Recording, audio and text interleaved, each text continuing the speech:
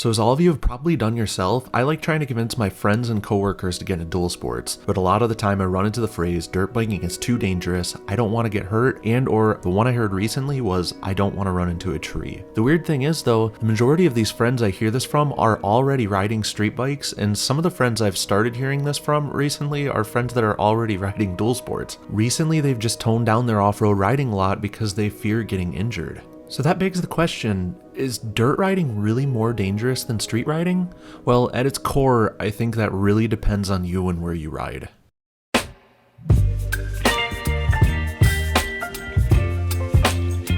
Put simply, I think how dangerous dirt riding will be entirely depends on you and where you ride. If you're a guy or gal that goes balls to the walls and pushes the limits of your skills constantly with no sense of self-preservation, yes, you will be getting injured pretty often. Inversely, even if you are a casual rider that lives in an area with very large inclines, cliffs, and or rocks, you probably will be getting injured as well pretty often. But there's a big difference between dirt riding and street riding. With dirt riding, unless you're racing of course, your accidents and injuries are almost always on you within your control, but with street riding, you add the uncontrollable factor of other drivers. Now, there's a problem with that. Personally, I've hit a tree doing 20 miles an hour before, which was entirely my fault if I might add. I just pushed beyond my available skills at the time, but hitting a car at 20 miles per hour could mean the end of my life, especially if I get sucked under it. And the crazy thing about it is that it might not even be my fault. Now, this is my opinion of course, but I believe that you're more likely to get smaller injuries more frequently on a dirt bike, while on a street bike, you're more likely to sustain fatal injuries less frequently. This is anecdotal obviously, but within my 7 years of trail riding,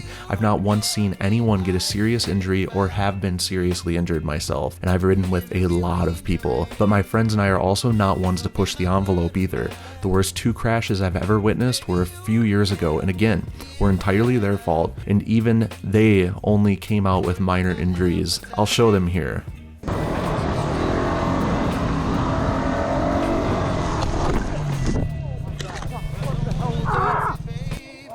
Brutal, yes, but those were completely avoidable accidents and they only came out with minor bruises and scratches. So like I said, the worst injuries I've seen is just some pretty nasty cuts and bruises, and that's even including groups that we weren't riding with at the time. But on the flip side, I've had friends, families, and coworkers who've gotten into serious street accidents that have most commonly gotten them out of motorcycles completely, rarely crippled them for life or killed them, or occasionally did nothing to their drive and they just kept on trucking. So that brings us into our next question. If it's not as dangerous as they make it out to be, why do they use that as an excuse? Well, there could be a few reasons for that. The most likely one is that they genuinely believe that it's more dangerous. Another reason is because they don't want to step out of their comfort zone. Another reason could be that depression has lessened their drive to do, well, anything, which is a relatable reason if I might add. Or it could just be that they're getting lazier with old age and realizing that dirt bike is just too much work, which it is. Dirt biking is really good exercise. This is obviously just me cynically spitballing, and there's loads more reasons that there could be, but you get the point.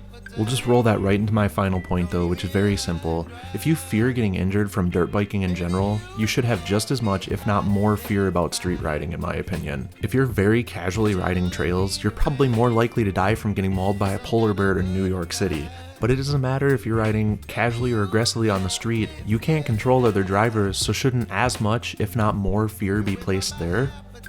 Now, I know a lot of this was all anecdotal and opinion, but I like sharing my thoughts with you guys anyways, and I appreciate you all for sticking around watching this long. Like, comment, subscribe if you enjoyed the video, dislike it if you didn't. Appreciate y'all. Ogre out.